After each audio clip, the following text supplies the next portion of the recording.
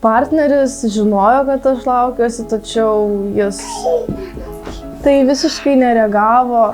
Jis paėmė ir dingo.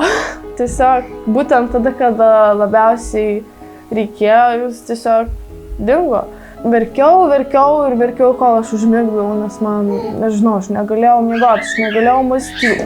Nebūti vienom, nereikia būti vienom tokioje situacijoje, bet kokioje situacijoje. Yra pagalba, kuri priims, apglėbs, sušildys. Ir tada mes vėl galėsim skristi kaip paukštis.